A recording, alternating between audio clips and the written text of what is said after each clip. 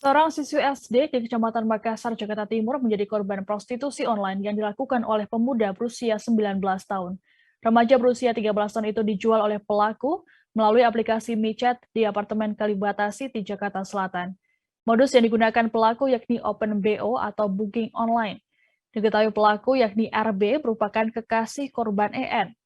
Sebelum dijual ke pria hidung belang, RN terlebih dahulu mencabuli EN sebanyak 2 kali. EN dijual ke dua orang pria dengan tarif masing-masing Rp300.000 dan Rp400.000. Sebelumnya, EN disebut kabur dari rumahnya bersama dengan RB pada Selasa 21 Desember. Keluarga korban sempat mencari EN ke rumah RB untuk menanyakan keberadaannya. Lantaran tak menemui korban, keluarga kemudian melapor ke Polsek Makassar. Unit Reskrim Polsek Makassar kemudian menemukan EN di sebuah unit apartemen pada Sabtu 25 Desember. Dalam penggerebekan tersebut, selain keduanya, polisi juga mengamankan 3 perempuan lainnya. Saat ini EN sudah kembali ke rumah dan menjalani visum guna proses penyidikan lebih lanjut. Jadi awalnya dia mengajak korban untuk pacaran, ya setelah dia pacaran, dia merayu, kemudian dia meniduri korban, selanjutnya di samping itu dia menjual korban juga. Latar belakang pelaku dan Untuk pekerjaannya. pelaku pengangguran.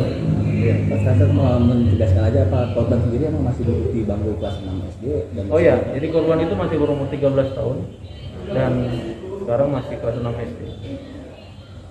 Ada paksaan atau ancaman dari Ya dia dengan cara dia pacaran, secara pelan-pelan dia merayu, akhirnya dia sendiri yang meniduri korban, selanjutnya dia menjual korban ke